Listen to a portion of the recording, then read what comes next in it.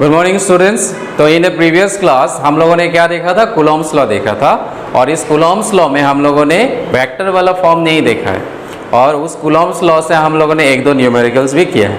आज Coulomb's law देखते हैं इन वेक्टर फॉर्म। सो इन वेक्टर फॉर्म हम लोग को क्यों पढ़ना है, क्योंकि कूलॉम्स लॉ क्या देता है, कूलॉम्स लॉ हम लोग को देता है force.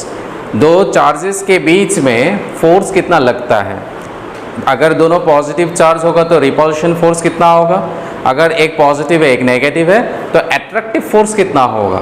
So this is given by Coulomb's law. Since force is a vector quantity, so we need to express this equations of Coulomb's in vector form. So आज हम लोग स्टडी करेंगे Coulomb's law in vector form.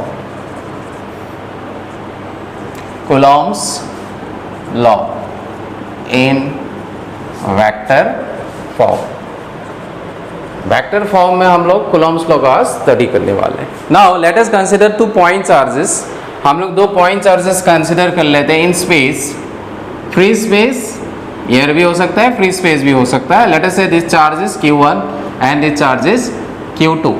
Vector में हम लोग को क्या करना होता है, हम लोग को पोजीशन वेक्टर ड्रॉ करना होता है to this charge and to this charge. Now हम लोग जो पोजीशन वेक्टर ड्रॉ करते हैं वो कहाँ से करते हैं, we just draw the position vector from the point of observation. So let us consider our point of observation is this point. We are observing the charges from this point, and let us say this point is the origin O. This is the origin. Now what we do, we just draw the position vector to q1 and q2 respectively. So we are going to draw, this is the position vector. Let us say the value of this position vector is r1. Similarly, what we are going to do, we are going to draw another position vector over here, and let us say the value of this position vector is r2, right? Now इन दोनों के बीच में भी एक distance होगा। कितना distance होगा हम लोग देखेंगे बाद में। Now first of all you see this is positive charge, this is also positive charge. Now force will act on both these charges and it will act in opposite direction. Now force on q2, इसके ऊपर जो force लगेगा, किसके चलते force लगेगा, the force इसके ऊपर लगेगा because of q1 and the direction of the force will be in this direction. So what we can say, force किसके ऊपर लग रहा है, फोर्स लग रहा है q2 के ऊपर। force is acting on q2, so we have written f2। कौन लगा रहा है फोर्स, q1 लगा रहा है, तो यहाँ पे क्या लिखेंगे f21, force on charge 2 because of charge 1। So f21 we write it in this way. Similarly इसके ऊपर भी फोर्स लगेगा। कौन फोर्स लगाएगा इसके ऊपर, ये वाला चार्ज लगाएगा। So what will say, we are going to write it and force that is acting on charge 1 because of charge 2। Okay, now इस वेक्टर का ये भी vector quantity. Late us say this vector is r21, और इस r21 vector का value क्या होगा। In class 11 you have studied triangle law of vector addition. Suppose this is vector a and this is vector b, this is vector b and this is vector a। Now if you join this two vector, this is given by the resultant drawn in opposite order, this is r. So this r can be written as vector a plus vector b. This is acting in the same direction or in same order. Now ये जो vector है same order में, इसको compare कीजिए इसके साथ। This is also a triangle. इस vector का डायरेक्शन इस तरफ है, सो ये इस तरफ है, तो हम लोग लिख सकते हैं r1 इसको कंपेयर करके। सो हम लोग क्या लिख सकते हैं, a की जगह क्या लिख सकते हैं, r1 vector plus same direction में है ये भी 2 1, तो ये b की जगह क्या आ जाएगा r2 1, और ये क्या है r2 ऑपोजिट ऑर्डर में। You can say this is in opposite order. ये इसका डायरेक्शन इस तरफ है, इसका उल्टा डायरेक्शन में। सो उल्टा डायरेक्शन, ये इस तरफ है, ये इस तरफ है, इसका रिवर्स डायरेक्शन में, ये उल्टा डायरेक्शन में। So this is r। So here what we can say, this is equal to how much, r2। हम लोग को किसका वैल्यू चाहिए यहाँ पे, that is r21। From here if you find r21, तो ये क्या हो जाएगा, r2 minus r1। So this becomes vector r2 minus vector r1। So we can write this vector in this way, this is r2 minus r1 vector. Okay, so R21 का अगर direction इस तरफ लेंगे then we have to write R2 minus R1। Similarly if you are going to consider in this direction, अगर मैं Q1 यहाँ है और Q2 यहाँ पे है और मुझे ये वाला डायरेक्शन कंसिडर करना है, तो ये वाला डायरेक्शन को मैं क्या लिखूंगा 1 2। ऑपोजिट डायरेक्शन में इस डायरेक्शन में क्या लिखा 2 1, इस डायरेक्शन के लिए क्या लिखेंगे 1 2। तो 1 2 को can be written as R1 minus R2। कहाँ से आया मैंने ये दिखा दिया है, इसको नोट डाउन कर लीजिएगा। Next we are going to see mathematically इसका वैल्यू कितना होता है। कूलम्स लॉ तो हम लोगों ने ऑलरेडी देखा है। So let me write it down over here. Now what we have seen the force F, that is force F, पहला वाला हम लोग देखते हैं 2 1।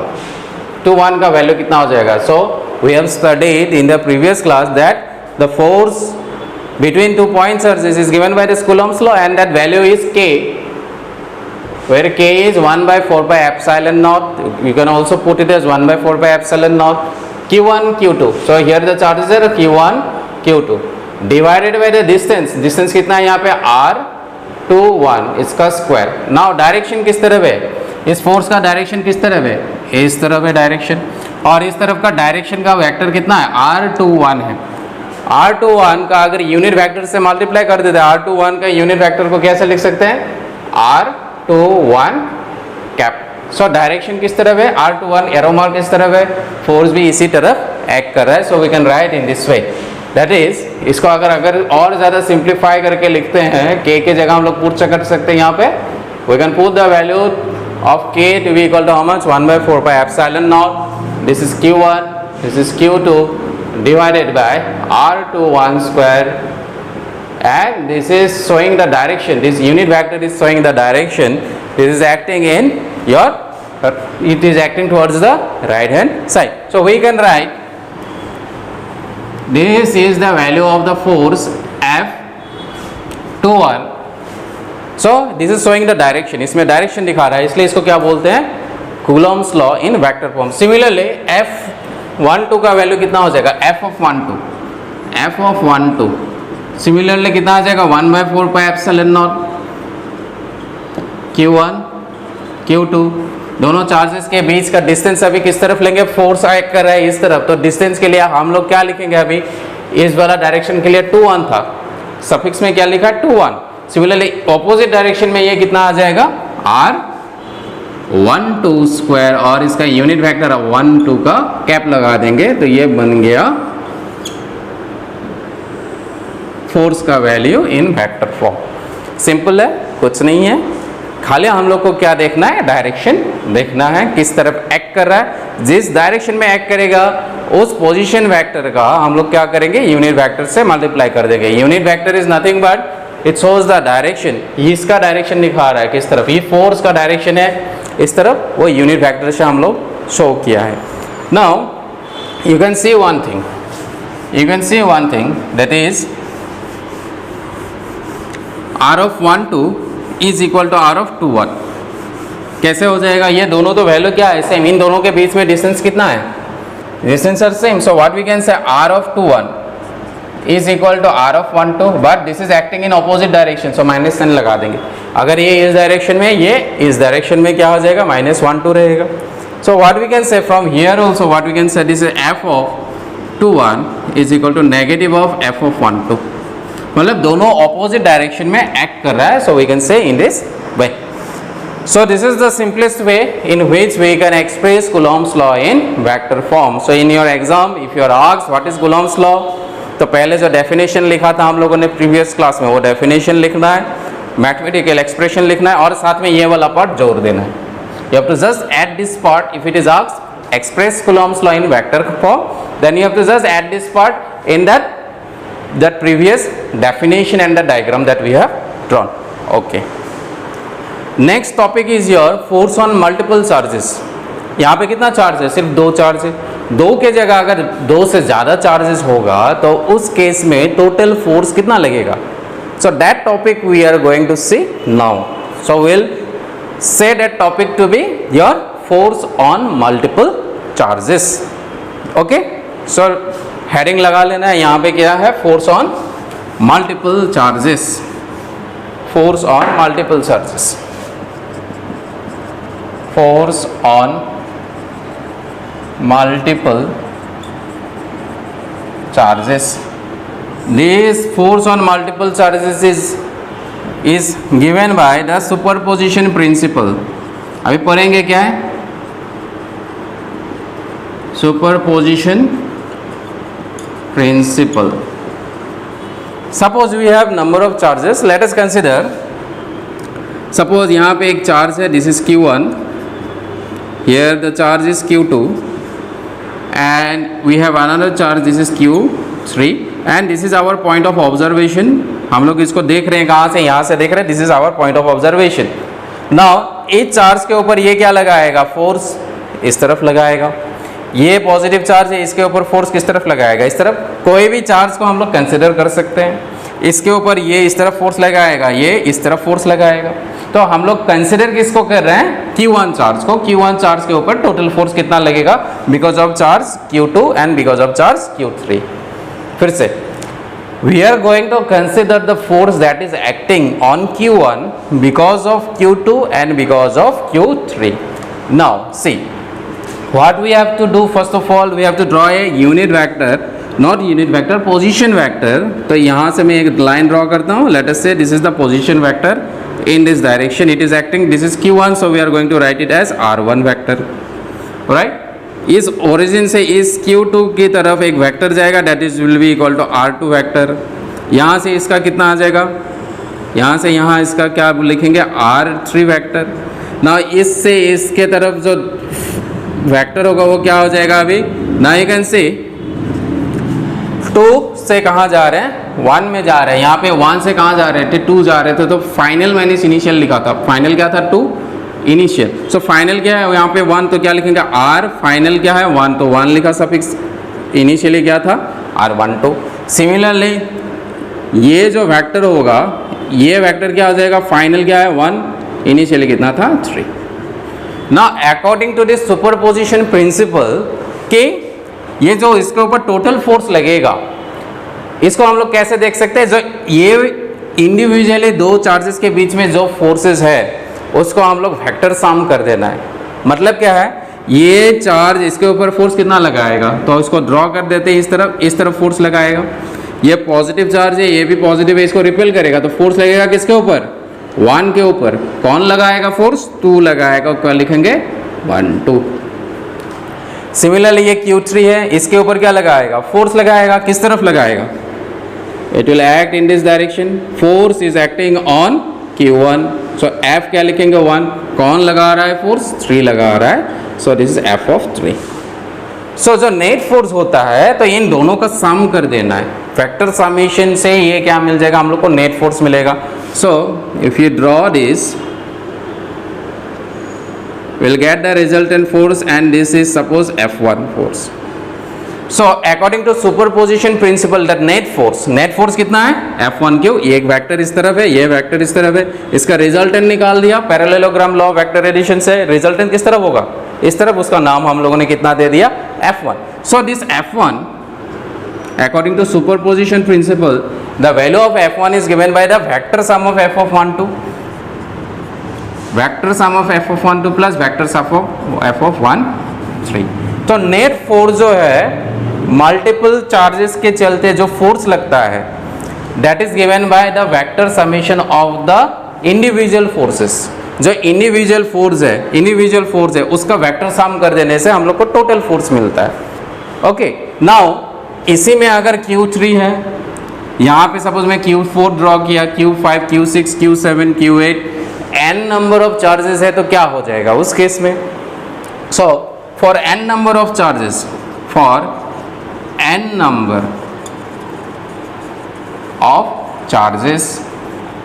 टोटल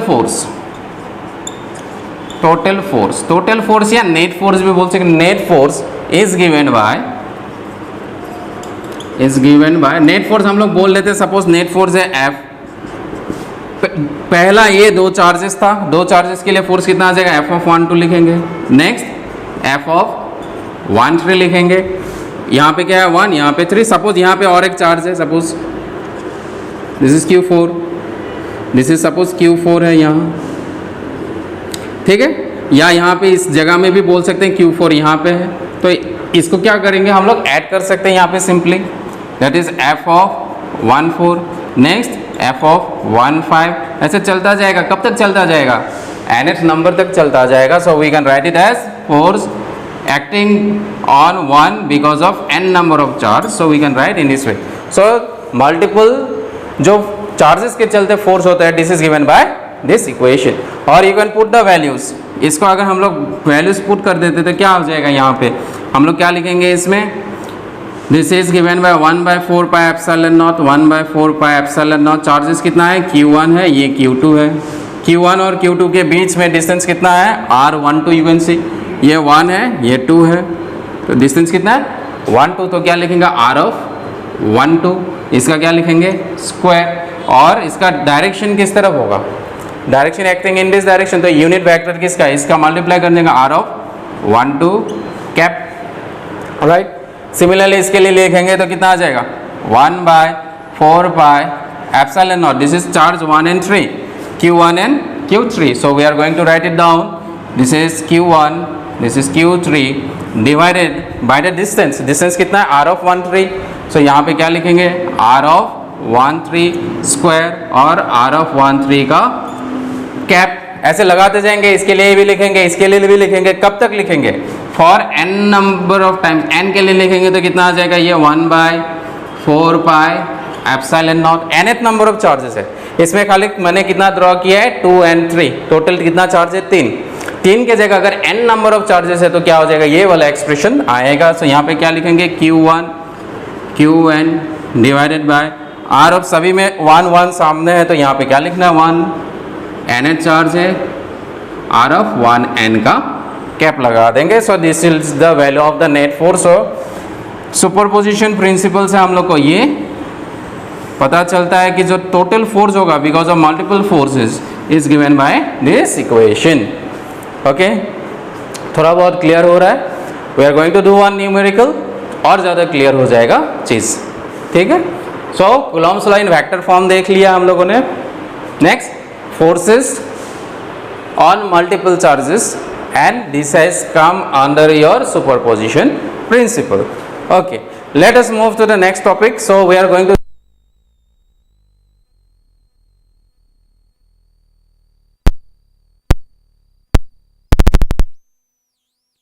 टॉपिक के ऊपर बेस्ड इक्वेशंस देखते हैं, एक एक करके हम लोग सॉल्व करते हैं। So suppose an equilateral triangle के फॉर्म में 3 चार्जेस को हम लोग रख देते हैं। Suppose 3 charges, 1 microcoulomb, -1 microcoulomb and suppose 2 microcoulomb are placed at the corners of an equilateral triangle. So what will be the force acting on 2 coulomb charge? What will be the net force that will be acting on 2 coulomb charge? ये वाला एक question हम लोग देखते हैं। Okay, suppose let us say this is an equilateral triangle, this is A, this is B and this is C, this is the vertex। यहाँ पे क्या रखा है? Okay, this is +1 माइक्रोकूलम, यहाँ पे -1 माइक्रोकूलम चार्ज रखा, और यहाँ पे क्या रखा है? C वर्टेक्स में 2 microcoulomb. So what will be the net force acting on 2 coulomb charge? Question is 3 charges,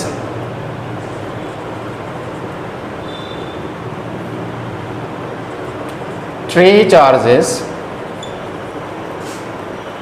1 microcoulomb, 2 microcoulomb and -1 microcoulomb and 2 microcoulomb are placed at the vertices, placed at the vertices, this is -1, okay, यहाँ पे इसको +1 is कहाँ है? A, at the vertices A, this is B and C respectively।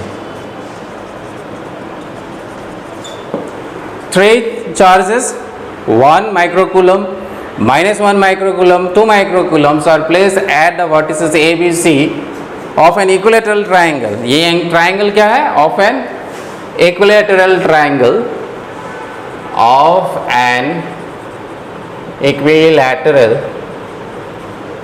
triangle respectively of an equilateral triangle respectively. Find the force. Find the force acting on charge plus 2. Find the force acting on 2 microcoulomb. So this is the question. ऐसा एक arrangement दिया गया है हम लोगों को. यहाँ पे +1 माइक्रोकूलम है, यहाँ पे -1 माइक्रोकूलम है और यहाँ पे 2 माइक्रोकूलम है, और इस 2 माइक्रोकूलम में नेट फोर्स कितना लगेगा ये पूछा है. एंड ये डिस्टेंस दे दिया है, this is given to be 10 centimetre. Equilateral triangle है तो सभी में कितना आ जाएगा? डिस्टेंस सेम रहेगा. So this is given in the diagram. So this is the question and we need to solve it. Now let us see, let us solve this question. So first of all, let us draw this again. So this is +1 microcoulomb, this is -1 microcoulomb, and this is 2 microcoulomb. Now you see one thing, this is also positive, this is also positive charge, so it will repel each other. ये क्या करेगा? अपने एक दूसरे को क्या करेगा? Repel करेगा. सो यहाँ पे मैं 2 माइक्रोकूलम लिख देता हूँ. ये वाला पोजीशन क्या है? C. This is A, this position is B. ये रिपेल करेगा तो किस तरफ करेगा? इस तरफ. Late us say this force is F1. फिलहाल F1 ले लेते हैं. F1 फोर्स एक्ट कर रहा है क्योंकि ये रिपेल करेगा. ये चार्ज क्या है? पॉजिटिव है. दोनों एक दूसरे को क्या करेगा? रिपेल करेगा. सिमिलरली ये माइनस है तो इसको क्या करेगा? ये अट्रैक्ट करेगा. Late us say this is attracting with a force F2, right? Okay. Now what is the angle between this two forces? ये दोनों फोर्स के बीच में एंगल का वैल्यू कितना होगा? क्योंकि हम लोग को पता है रिजल्टेंट निकालने के लिए जो फोर्स का वैल्यू होता है, और जो इक्वेशन था रिजल्टेंट के लिए, हमेशा इक्वेशन क्या होता है? रिजल्टेंट. हम लोग बहुत तरीका होता है, a² + b² + 2ab cos theta था. Where theta is the angle between vector a and vector b. So यहाँ पे एक वेक्टर है दैट इज F1 और ये क्या है? F2. दोनों के बीच में ये एंगल कितना होगा? This angle will be your 120 degree. क्यों? This is an exterior angle of this equilateral triangle, और इक्विलैटरल ट्राइंगल में ये एंगल कितना होगा? 60. ये भी कितना है? 60. तो 60 अगर ये है, ये कितना हो जाएगा? 60 + 60, so this will be 120 degree, right? So the net force हम लोग लिख सकते हैं दैट इज F. This net force will be F. This will be equal to how much? Magnitude ले रहे हैं इसका. सो मैग्नीट्यूड के लिए मॉडुलस डाल देते हैं या सिर्फ F लिखते हैं. तो यहाँ पे कितना आ जाएगा? √ F1² + F2² + 2 F1 F2 cos theta. और ये थीटा का वैल्यू कितना है आपका? 120 डिग्री. ना F1 F2 को देखते हैं कितना है? F1 सिर्फ मैग्नीट्यूड लिख रहे हैं, ओनली मैग्नीट्यूड. सो K आ जाएगा. Q1 कितना है? K का वैल्यू कितना होता है? 9 × 10⁹ होता है, क्योंकि 1/4πε0 का वैल्यू भी कितना होता है? 9 × 10⁹ सेम है. इसमें कितना है charge? This is 1 and this is 2. Microcoulomb मतलब कितना होता है? 1 microcoulomb will be equal to 1 × 10⁻⁻6 coulomb. Similarly 2 microcoulomb कितना हो जाएगा? 2 × 10⁻⁻6 कूलम. सो ये दोनों का 10⁻6 आ जाएगा तो कितना आ जाएगा? 10⁻12 divided by the distance square. Distance कितना है इन दोनों के बीच में? 10 सेंटीमीटर है. तो 10 सेंटीमीटर में क्या लिखेंगे? 10 × 10⁻⁻, तो ये मीटर बन गया, इसका स्क्वायर कर देंगे. ओके, समझ में आ गया क्या क्या है? ओके, मैं इसको थोड़ा कूलम्स लो एक बार लिख देता हूँ, उसके बाद मैं वैल्यू पुट कर देता हूँ. So what we know, F is given by this is K Q1 Q2/r². ना अगर मैं इसको F1 लिखता हूँ तो ये क्या आ जाएगा? K को K रखते हैं यहाँ पे अभी फिलहाल, नहीं तो हम लोग क्या लिख सकते हैं यहाँ पे? F1 की जगह K लिख दिया. Q1 कितना था इसका? +1. ओनली मैग्नीट्यूड लिख रहे हैं. Q2 कितना है? 2. और ये कितना आ जाएगा? 10⁻12. क्यों? 6 मिलके कितना आ जाएगा 12 बन जाएगा आर स्क्वायर। आर कितना है यहाँ पे, डिस्टेंस कितना है 10 सेंटीमीटर है। सो 10 सेंटीमीटर को मीटर में कन्वर्ट करेंगे तो क्या लिख सकते हैं 10⁻⁻² मीटर। तो आर का स्क्वायर मतलब क्या आ जाएगा 10 × 10⁻⁻² का whole square. So this is F1। Similarly F2 कितना हो जाएगा, F2 को भी क्या लिख सकते हैं K constant, okay constant K। ये चार्ज भी कितना है, दिस इज -1, तो इसके लिए मैग्नीट्यूड लिखेंगे तो क्या लिखेंगे ओनली 1। डायरेक्शन से मतलब नहीं है क्योंकि मैग्नीट्यूड लिख रहे हैं अभी, राइट। सो 1 × 2 × 10⁻⁻12 डिवाइडेड बाई 10 × 10⁻⁻2 इसका whole square. Now you can see F1 और F2 का मैग्नीट्यूड क्या है, सेम है। ये F1 और F2 का डायरेक्शन अलग अलग है लेकिन मैग्नीट्यूड दोनों को क्या आ रहा है, सेम आ रहा है। So what we can say that is F1 is equal to F2। Bracket के अंदर लिख देते हैं ऐसा, मॉडुलस डालेंगे तो मतलब क्या है, इसका मैग्नीट्यूड सेम है लेकिन डायरेक्शन अलग अलग है। सो व्हाट वी कैन से, ये तो मैग्नीट्यूड का फॉर्मूला है। अगर मैग्नीट्यूड का फॉर्मूला है so what we can say this F is equal to F1 F2 दोनों क्या है, F1 F2 दोनों इक्वल है, मैग्नीट्यूड वैल्यू इक्वल है दोनों का, खाली डायरेक्शन अलग अलग है। सो मैग्नीट्यूड अगर लिखते हैं तो कितना आ जाएगा F1² प्लस F2 की जगह क्या लिख सकता हूँ मैं, F1 लिख सकता हूँ। इसलिए ये सब करके दिखाया क्योंकि दोनों फोर्सेस का वैल्यू क्या है, सेम है, मैग्नीट्यूड दोनों का सेम है। तो we can replace this F2 by your F1²। So similarly this is 2, F1 को लिखेंगे F1, F2 की जगह फिर से F1 तो कितना आ जाएगा F1²। और थीटा कितना है यहाँ पे 120 degree. So we are going to write cos of 120 degree, cos 120 degree, cos 120 कितना होता है -1/2। So this becomes F1² plus F1² 2F1² plus 2F1² cross और ये -1/2 आ जाएगा, ये गया कैंसिल, ये -F1 आ जाएगा 2F1² minus F1²। So this becomes √ of F1²। So this becomes F1। So net जो फोर्स है, मैग्नीट्यूड जो होगा फोर्स का वो क्या हो जाएगा F1 के ही बराबर है, मतलब दोनों इंडिविजुअल फोर्सेस का कोई भी एक फोर्स के बराबर है। तो F1 का वैल्यू हम लोग फाइंड आउट कर देते हैं तो कितना आ जाएगा, यहाँ तक नोट डाउन कर लीजिए।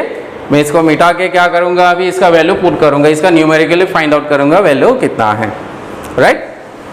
ओके, नाउ मैं इसी में पुट कर देता हूँ क्योंकि इतना है यहाँ पे। So what we can say, okay question तो आप लोगों ने लिख लिया। नाउ यू कैन सी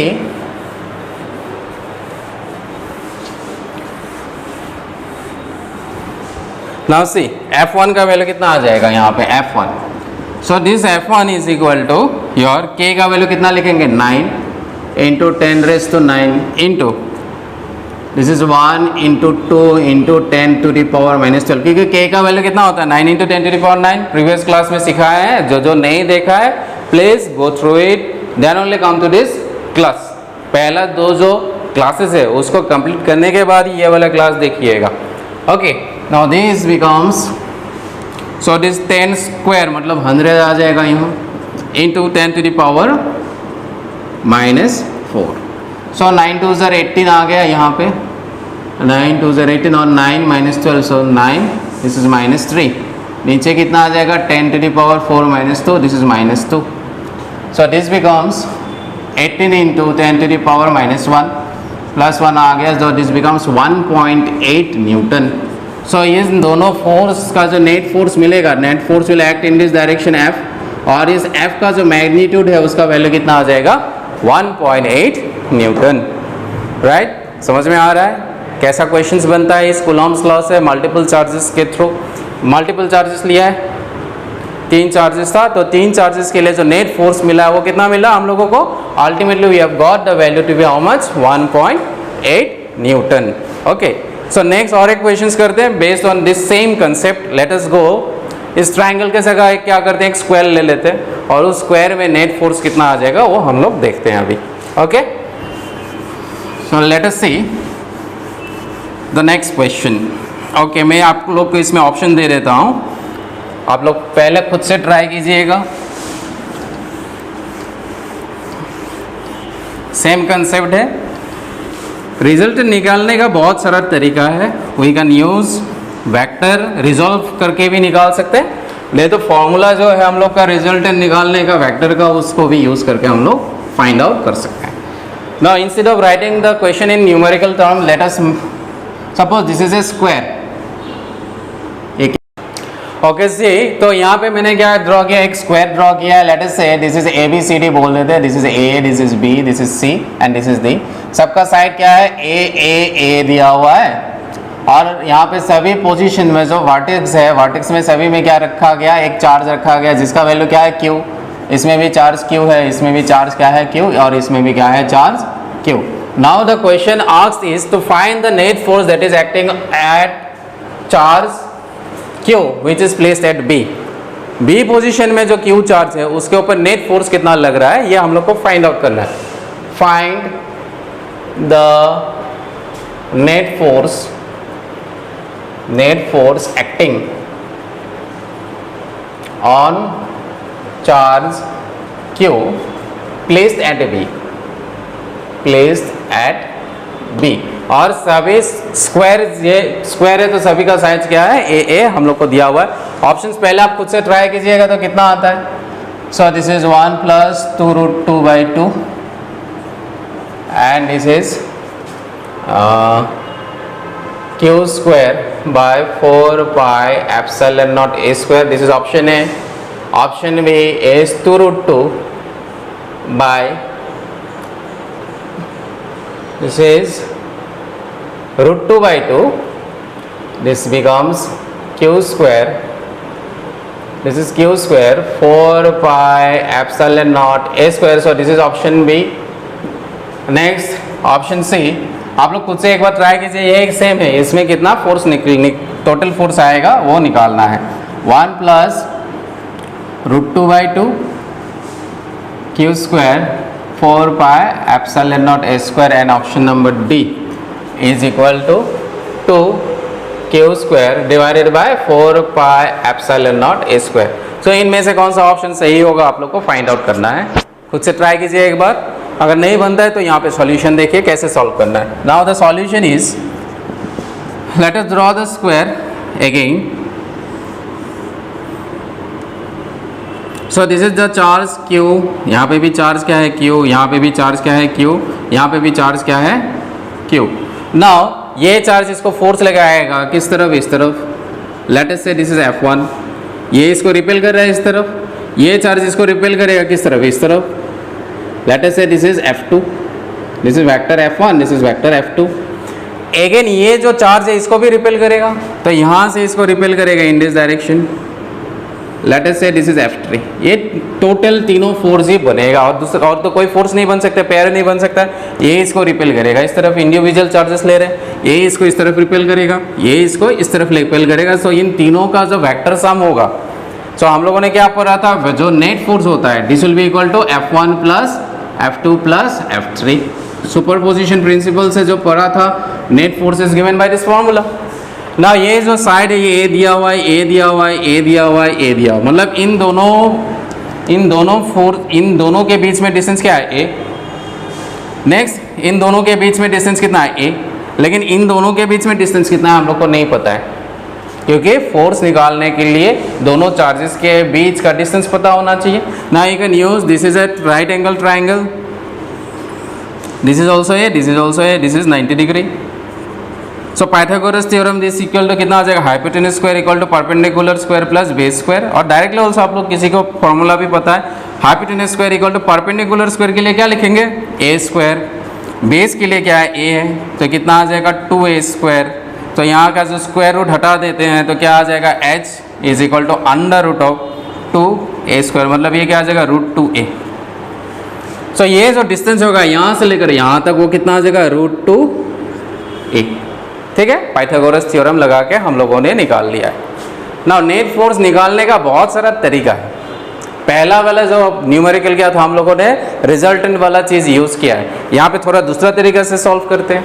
यहाँ पे हम लोग क्या करेंगे, रिजॉल्व करेंगे फोर्सेस को, resolution of forces. Now resolve करते हैं. नाउ से ये वेक्टर और ये वेक्टर दोनों के बीच में एंगल कितना है, 90 डिग्री. सिंस स्क्वायर है तो ये वाला 90 का आधा हो जाएगा, ये कितना आ जाएगा, दिस विल बी 45 डिग्री. ये एंगल भी कितना आ जाएगा, 45 डिग्री। समझ में आ रहा है कि वो 45 हुआ है, टोटल कितना है 90 डिग्री। 90 का आधा बाइसेक्टर है ना, क्योंकि ये स्क्वायर है तो बीच में से ही जाएगा, तो ये 45 डिग्री, ये 45 डिग्री। नाउ ये जो फोर्स है इसको रिजॉल्व कर देते हैं इन this direction and in this direction. तो इन दिस डायरेक्शन अगर रिजॉल्व करेंगे तो कितना आ जाएगा इस तरफ, ओके यहाँ पे 45, यहाँ पे मैं थीटा लिख देता हूँ, theta and this is also theta. Theta किसके बराबर है 45 डिग्री, तो लिखने में थोड़ा सा आसानी हो जाएगा। सो F2 क्या लिखेंगे इस तरफ, रिजॉल्व किया है किस तरफ, जिस तरफ एंगल टच करते हैं तो कितना आ जाएगा F2 cos थीटा, राइट। एक तो वेक्टर इस तरफ रिजॉल्व कर दिया है, ये वेक्टर इस तरफ रिजॉल्व हो गया और एक वेक्टर इस तरफ जाएगा। So in this direction you are going to have this is F2 sin थीटा। रिजोल्यूशन हो गया किसका, इसको तोड़ के एक वेक्टर इस तरफ तोड़ दिया और एक वेक्टर को हम लोगों ने इस तरफ तोड़ दिया। सिमिलरली ये वाला जो वेक्टर है इसको भी तोड़ेंगे इस तरफ, तो इस तरफ कितना आ जाएगा F1 cos theta, and similarly इस तरफ क्या आ जाएगा F1 sin theta, F2 sin theta, F1 sin theta. Now अभी इसको हम लोग को सॉल्व करना है और हम लोग को फाइंड आउट करना है यहाँ से। नाउ सी F1 और F2 का वैल्यू, ये तो कहाँ से आ गया मैंने निकाल दिया। लेट अस सी नाउ F1 और F2 क्या इक्वल है मैग्नीट्यूड में। You can see the value of F1 will be equal to F2। F1 F2 क्या है इक्वल है, क्यों इक्वल है F1 F2, ट्राई करके देख लीजिए। F1 का अगर हम लोग मैग्नीट्यूड लिख लेते हैं क्या लिखेंगे K। सो ये F1 मतलब ये चार्ज और ये चार्ज के बीच में फोर्स लग रहा है, सो Q into Q, Q1 into Q2। Coulomb's law क्या था Q1 Q2 divided by R square था, तो मैं इसको F1 के जगह क्या लिख सकता हूँ K। Q1 कितना है Q के बराबर है, Q2 किसके बराबर है Q के बराबर है, डिस्टेंस कितना है यहाँ पे A के बराबर है, तो क्या आ जाएगा A square. So this becomes K Q square by A square. So this is F1। Similarly F2 कितना आ जाएगा, सिमिलरली F2 कितना था, F2 कौन है ये वाला फोर्स, क्योंकि ये F2 लिखा है, इसका और इसके बीच में डिस्टेंस कितना है ये है, तो फिर से क्या आ जाएगा K Q divided by A square. So it becomes K Q square by A square. Now you can see the value, F1 के लिए K Q square by A square, F2 के लिए K Q square by A square आ रहा है। So what we can से F1 जो है वो क्या है F2 के बराबर है, इसलिए हम लोग बोल सकते हैं, राइट। समझ में आ गया। नाउ इस वाला वैल्यू जो नेट फोर्स है, इसमें नेट फोर्स सुपरपोजिशन प्रिंसिपल से हम लोग को पता है कि net force is given by this value, right. So इसमें हम लोग पुट कर देंगे। यह वाला पार्ट देख लीजिए कैसे F1 F2 इक्वल आया है, मैंने वो लिखा है, नेसेसरी नहीं है, डायरेक्टली हम लोग देख के भी बोल सकते हैं स्क्वायर है, ये वाला डिस्टेंस इसका डिस्टेंस क्या है सेम है, तो दोनों का फोर्स का वैल्यू क्या हो जाएगा सेम आ जाएगा, राइट। ओके, इसको नोट डाउन करके रख सकते हैं, साइड में लिख के रख दीजिएगा। Now net force is given by this formula, इसमें हम लोग पुट कर देंगे। अभी we are going to put the value. So net force is given by this, so we are going to write it down, this is F1। So सभी forces एक ही direction में, तो तीनों को ऐड करना है। F1 plus F2 plus F3 vector form में था, मैग्नीट्यूड के फॉर्म में लिखेंगे तो कितना लिखेंगे F equal to F1। So F1 का कंपोनेंट है इस तरफ, क्योंकि ये देखो ये F1 और F2 अगर इक्वल है, F1 किसके बराबर था F2, तो साइन थीटा इसके साथ है, तो ये दोनों वेक्टर एक दूसरे को क्या कर देगा कैंसिल आउट। इस तरफ जो फोर्स है क्यों F1 किसके बराबर है F2 के बराबर है, तो इसमें अगर मैं F1 साइन थीटा लिखूंगा, दोनों मल्टीप्लाई कर देगा, F2 साइन थीटा दोनों क्या हो जाएगा इक्वल हो गया। तो ये दोनों जो वेक्टर है, ये वेक्टर एक दूसरे को कैंसिल आउट कर दिया, तो अल्टीमेटली कौन सा वेक्टर बचा यहाँ पे, एक तो F3 बच गया, राइट, एक क्या बच गया F2 cos थीटा और एक क्या बच गया F1 cos theta. So net जो फोर्स है this is given bye F1 cos theta plus F2 cos theta plus F3। From the diagram you can सी ये F3 है, इसका जो ये कंपोनेंट है इस तरफ वो कौन सा है F2 cos थीटा, इसका ये वाला कंपोनेंट कितना है F1 cos थीटा, और ये वाला दोनों कंपोनेंट एक दूसरे को कैंसिल आउट कर दिया ना। यहाँ पे वैल्यू पुट करने से पहले हम लोग को पता है F1 और F2 इक्वल है, तो क्या लिख सकते हैं F1 cos theta plus F2 के जगह में क्या लिख सकता हूँ F1 F2 तो इक्वल है। So we can write this is also equal to f1 cos theta plus f3. So this is 2 f1 cos theta plus f3. Now values put कर देते 2. नेक्स्ट f1 की जगह क्या लिखेंगे? f1 की जगह क्या लिखेंगे? f is given bye 1/4 pi epsilon, क्योंकि ऑप्शंस में क्या है 4 पाई एप्सिलॉन, सभी में k की जगह क्या लिखना है 1/4 पाई एप्सिलॉन नॉट q1 q2 क्या आ जाएगा q स्क्वायर डिवाइडेड बाय, क्योंकि f1 है, डिवाइडेड बाय डिस्टेंस का स्क्वायर, मतलब यहाँ पे क्या आ जाएगा a स्क्वायर. राइट, समझ में आ रहा है? ये f1 था, दोनों चार्ज है, यहाँ पे q है, तो क्या लिखा q into Q, q1 into q2, q square. दोनों के बीच में डिस्टेंस क्या है a, तो a का स्क्वायर लिख दिया ना. यहाँ पे 2 लिखा और ये क्या आ जाएगा, this becomes q square divided by 4 pi epsilon naught a square. और ये cos थीटा कितना है, theta is equal to 45 degree. So cos 45 कितना होता है, cos 45 इज 1/√2 प्लस f3 कितना आ जाएगा फिर से 1/4 पाई epsilon not q into q square. और डिस्टेंस कितना है यहाँ से लेकर यहाँ का डिस्टेंस कितना है √2a. सो √2a का स्क्वायर कर देना है यहाँ पे √2a, इसका क्या आ जाएगा स्क्वायर आ जाएगा. इससे इसको कैंसिल आउट कर सके, √2 से इसको कितना टाइम जाएगा √2 टाइम्स जाएगा. नाउ टेक कॉमन, अब कॉमन ले लेना है किसको 1/4 पाई एप्सिलॉन नॉट कॉमन ले सकते हो 1/4 पाई एप्सिलॉन नॉट, और q स्क्वायर भी कॉमन ले सकते हैं, a स्क्वायर भी कॉमन ले सकते हैं. a square 4 pi epsilon naught a square. Okay, so यहाँ पे क्या बचा हम लोगों का, क्या बचा ये √2 बचा यहाँ पे ब्रैकेट के अंदर, दिस इज √2 प्लस ये तो ले लिया, ये √2 का स्क्वायर कितना हो जाएगा √2 का स्क्वायर 1/2. तो यहाँ पे क्या कितना बचेगा 1/2. √2 के ऊपर स्क्वायर है, सो इट बिकम्स 2 1/2. और a स्क्वायर तो ऑलरेडी बाहर निकाल लिया है, सो इतना आ जाएगा. सो इसको सिंप्लीफाई करेंगे तो ये क्या आ जाएगा, this is the force. So this becomes f is equal to q square divided by 4 pi epsilon naught a square. ये इसका एलसीएम लेंगे तो 2√2 प्लस 1/2. तो कौन सा ऑप्शन मैच कर रहा है, you can C. So option A you can see 1 plus 2√2 by 2 q square divided by 4 pi epsilon naught a square. So this will be the answer of this question. Okay. So it depends on your practice. जितना आप लोग practice करेंगे उतना अच्छा questions बनेगा. This is very interesting. Okay. You need to practice a lot of questions. Okay. तो आज के लिए इतना ही. हम लोग इसी में क्या करते हैं एंड करते हैं. आप लोग नोट डाउन कर लीजिएगा और प्रैक्टिस कीजिएगा ये दोनों क्वेश्चन अच्छे से. Okay, thank you.